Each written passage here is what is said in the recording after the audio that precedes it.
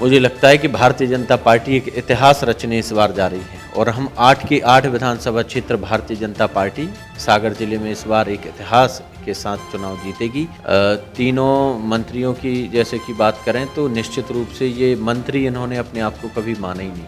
इन्होंने एक जनता का सेवक के रूप में, एक सहज और सरल जनप्रतिनिधि के रूप में हमेशा जनता के बीच में उपस्थित रहने का काम हमारे तीनों जनप्रतिनिधियों ने किया, तीनों मंत्रियों ने किया। मैं हूं ब्रह्मदत्त दुबे, आप सागर एक्सप्रेस न्यूज़ के साथ हैं। मध्य प्रदेश की राजनीति में ये 3 दिन बेहद अहम हैं कांग्रेस और भारतीय जनता पार्टी के लिए, लेकिन भाजपा जिस अंदाज में चुनाव लड़ती है 3 दिन में, वो बेहद रोचक होते हैं और बस उसी का आधार जो है जीत होती है।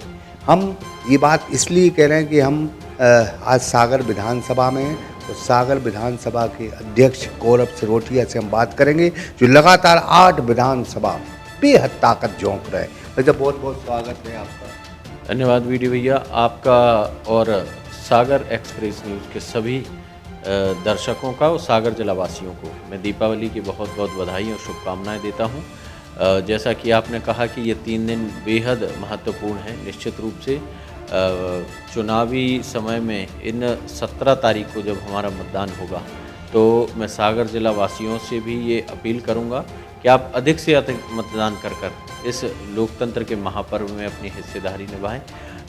और भारतीय जनता पार्टी ने जिस विकास के मुद्दे को लेकर जनता के बीच में गई है, निश्चित रूप से उसको आशीर्वाद इस 17 तारीख को मिलने वाला है। मैनिफेस्टो जारी हुआ, बहुत तगड़ा मैनिफेस्टो। निश्चित रूप से भारतीय जनता पार्टी का घोषणा पत्र जारी हुआ है। हमने उसमें किसानों की भी क्या ध्यान रखा है, हमने उसमें युवाओं का भी ध्यान रखा है, हमने महिलाओं का भी ध्यान रखा है। ये घोषणा पत्र ही नहीं, ये मध्य प्रदेश के भविष्य की बात है और मध्य प्रदेश के भविष्य को गढ़ने के लिए भारतीय जनता पार्टी पूरी तैयारी के साथ मैदान में। रैली में एक वीडियो भी वायरल हुआ जिसमें कांग्रेस आपस में भिड़ते नजर आए कार्यकर्ता, उसको लेके कहेंगे कांग्रेस में अभी भी गुटबाजी है, भाजपा में सब कुछ ठीक है। कांग्रेस का नाम ही गुटबाजी है, एक प्रकार से हम ये भी कह सकते हैं, या कांग्रेस मतलब करप्शन, कांग्रेस मतलब गुटबाजी भी कह सकते हैं। निश्चित रूप से अभी हाल ही में आपने 2 वीडियो देखे होंगे। एक शोक सभा में कांग्रेस के नेता शोक सभा के बहाने वहाँ के लोकप्रिय नेता आदरणीय गोपाल भार्गव जी के खिलाफ जिस तरह से उन्होंने बयानबाजी की, और एक महिला को उनका स्वागत करते हुए भी आपने देखा होगा नेताजी की। उसके बाद एक सभा में कमलनाथ जी के सामने ही उनके मंच पर उनके ज़िले के अध्यक्ष और वहाँ के एक स्थानीय नेता के आपस में झड़प, गाली गलौच और मारपीट जैसी स्थिति है।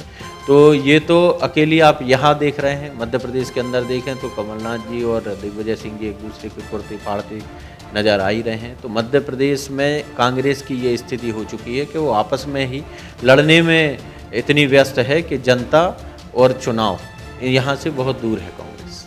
क्या देखते हैं पूरे जिले में आप लगातार ताकत से चुनाव लड़ रहे हैं? मुझे लगता है कि भारतीय जनता पार्टी एक इतिहास रचने इस बार जा रही है और हम 8 के 8 विधानसभा क्षेत्र भारतीय जनता पार्टी सागर जिले में इस बार एक इतिहास के साथ चुनाव जीतेगी।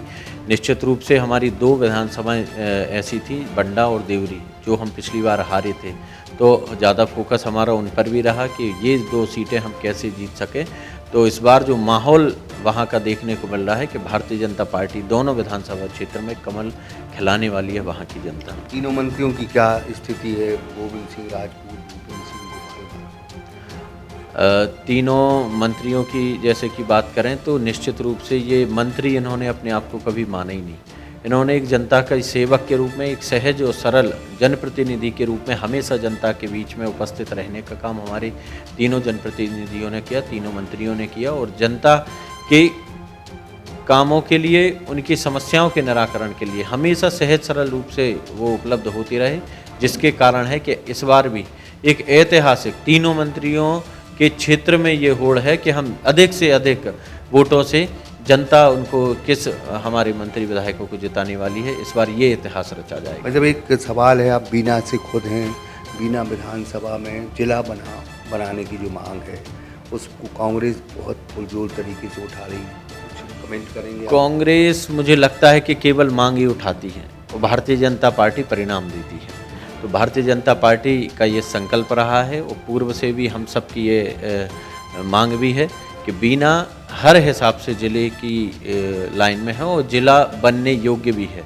तो निश्चित रूप से माननीय मुख्यमंत्री जी जैसा कि पहले से ये घोषणा कर चुके हैं और जल्द आने वाले समय में बीना जिला बनेगा। एक चर्चा बीना में रहती थी कि कभी वहाँ के कांग्रेस के मंत्री हुए थे, एक सौदा हुआ था, जिला चाहिए या फिर मंत्री पद चाहिए, ये चर्चा इसलिए भी आम है क्योंकि वहाँ की जनता कांग्रेसियों को जानती है। बीना की जनता इतनी समझदार है, जैसा कि अभी आप कह रहे थे कि वहाँ पर बड़े कांटे की टक्कर है या वहाँ पर कोई मुकाबला है, तो कांग्रेस हमेशा चुनाव के पहले वहाँ जीतती आई है।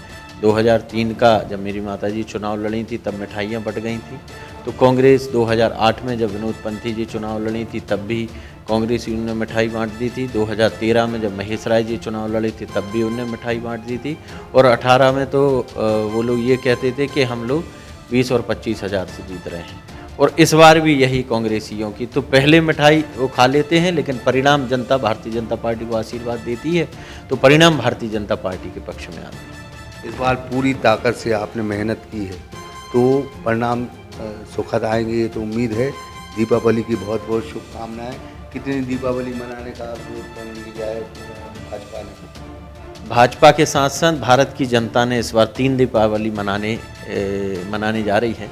एक दीपावली हमने 12 तारीख को मनाई कल, एक दीपावली हम 3 दिसंबर को जब मध्य प्रदेश में भारतीय जनता पार्टी की सरकार पुनः बनेगी जनता के आशीर्वाद के साथ, कार्यकर्ताओं की मेहनत से, और एक दीपावली हम 22 जनवरी 2024 को मनाने वाले हैं जब अयोध्या में भगवान राम लला मंदिर में विराजमान होंगे और हम सब मध्य प्रदेश वासी और देशवासी जाकर वहां पर उनके दर्शन करेंगे। तो ऐसी 3 दीपावली का आह्वान भी हम सभी कार्यकर्ता और जनता के बीच में जाकर कर रहे हैं। बहुत बहुत धन्यवाद। बहुत ये गौरव सिरोठिया साहब थे जो बता रहे थे कि मेहनत रंग लाएगी और 3 दीपावली भारतीय जनता पार्टी मनाएगी। नफीस खान के साथ ब्रह्मदत्त दुबे, सागर एक्सप्रेस न्यूज़, सागर।